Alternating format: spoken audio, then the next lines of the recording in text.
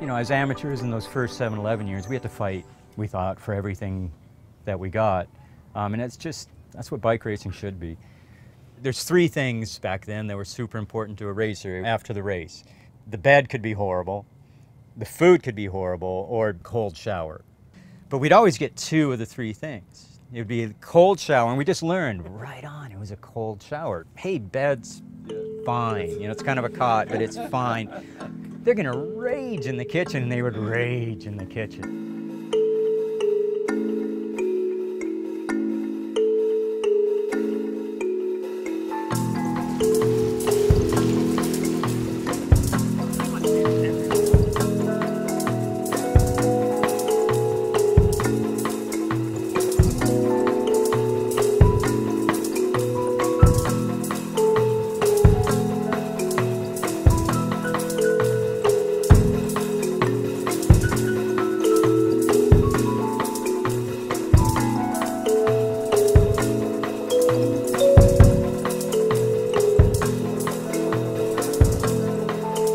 That climb? Awesome. Steep. Yeah? Weather good? Hot. Beautiful. California cooking. There were bits where you're descending and the camber pops from camber to camber. So you get the weightless in between, just pushing in, pumping from one to the other. Like snowboarding.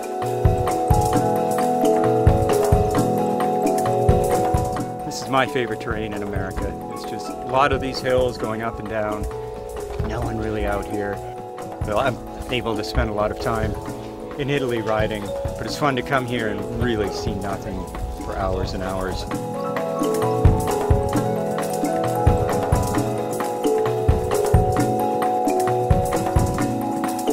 Really nice to have fun with the guys, and everyone's a really good bike handler, which isn't a great big deal until you hit cattle grates at 45 miles an hour like we've been doing here.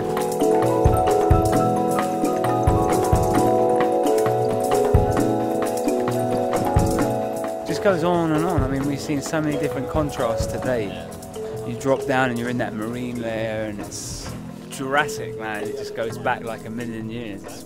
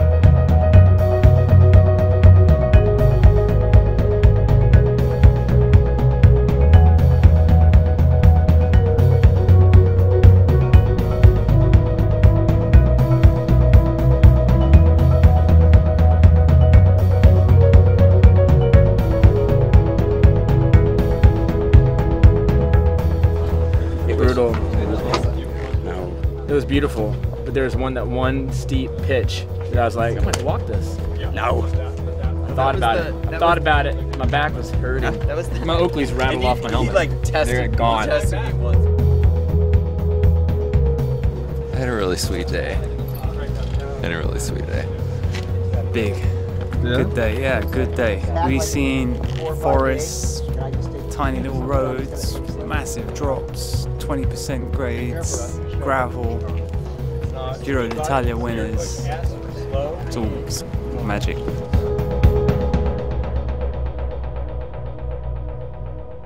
I think the best riding in America is what we did today.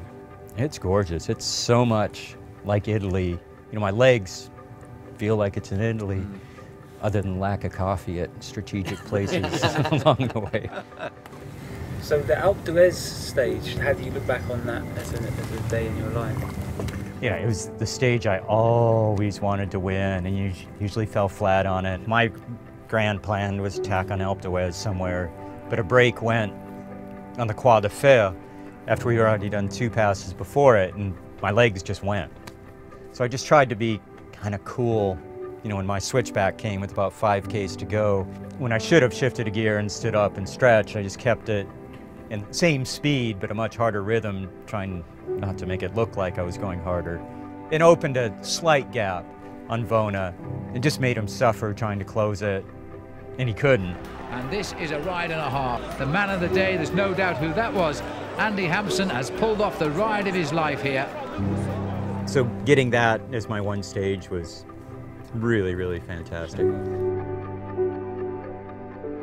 You know, when I was a kid, all I wanted to do was ride my bike to explore. And that's really all I'm doing right now.